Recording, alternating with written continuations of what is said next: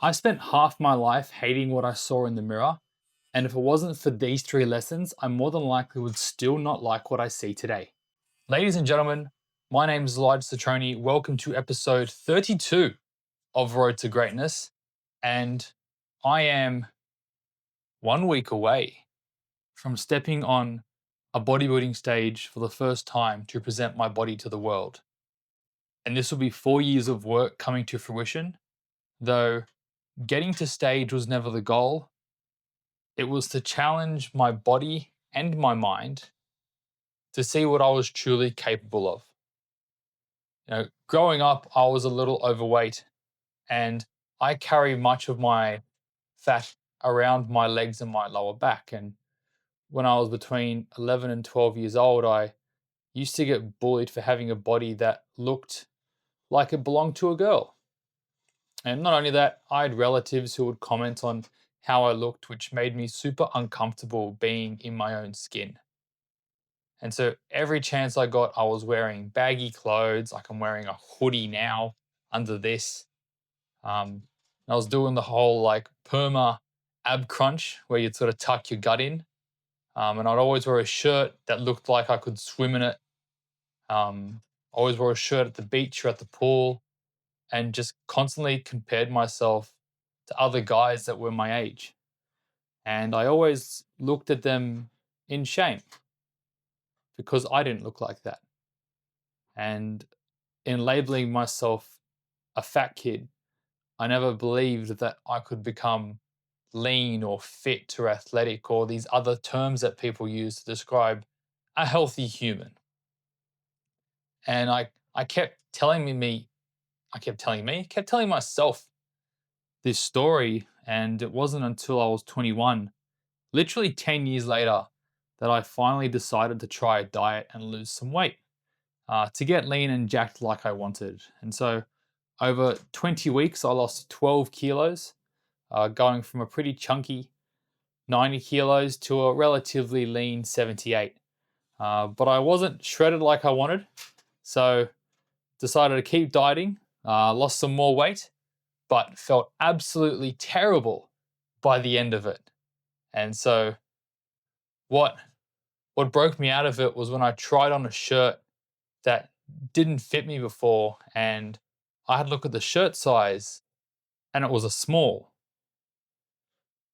And I sat there for a moment and went, holy shit, like my entire adult life, I have been trying to make myself as small as humanly possible and avoided taking up space. I wasn't playing to win. I was playing to not lose.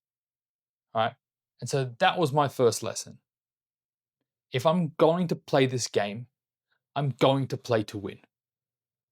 It means doing things that support me and I'm not pulling myself down.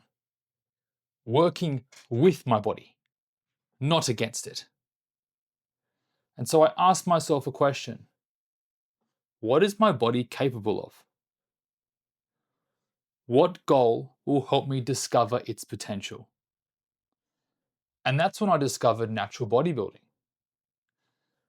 I learned about the importance of sleep, having good nutrition habits, managing my recovery and what I did outside in regards to social events. Okay, I fell back in love with training and I did this all while pursuing a goal and how all of it impacts what I looked like and what I felt like. And in doing what's required to be a good bodybuilder, it allowed me to show up as a better person in all areas of my life, like at work, like with my family, like with my friends, like in my relationship. Okay.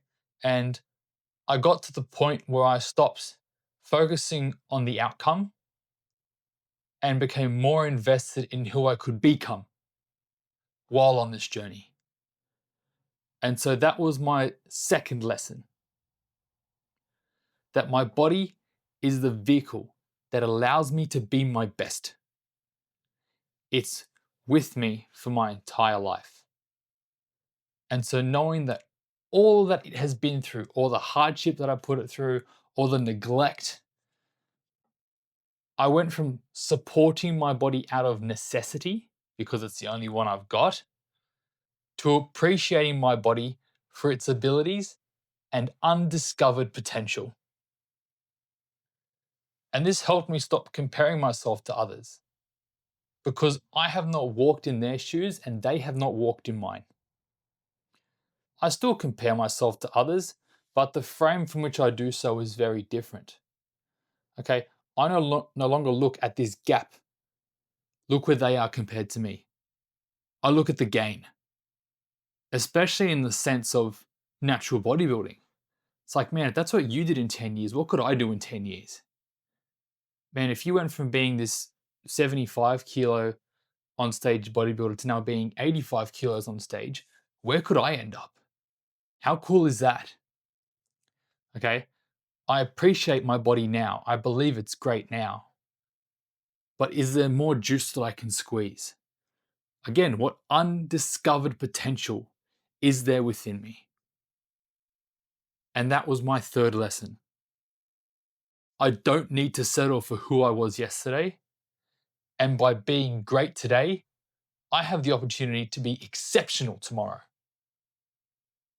And that brings us to this very moment. I would have been happy to call this prep over, done, dusted at 6 weeks out.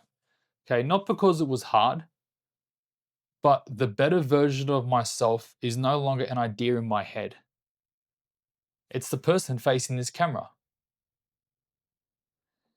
It took years of playing to win, supporting my body, and appreciating it for what it can do. Focusing on the process by being my best self and never settling for who I was yesterday. And when following these processes, that I was able to go from this insecure, self deprecating human and develop into a grounded, self appreciating, unfuckwithable role model who now gets to share his story with the world and guide others down the path of self discovery to become the best versions of themselves as we walk down a similar path. And so I hope you got value from this story. If you did, please like, rate, share, subscribe, all the fun stuff that people tell you to do at the end of a video. And share this episode on so that we can have a bigger impact together and help others become the best versions of themselves. And until next week, team, take care. I'll see you then.